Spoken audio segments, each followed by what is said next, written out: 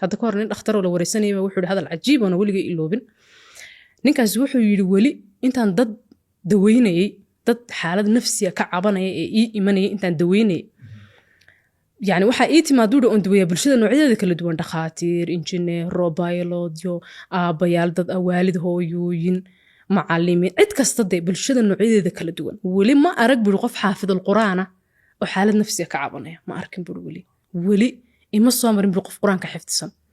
oo ila xaalad nafsiya ay haysatay ila tali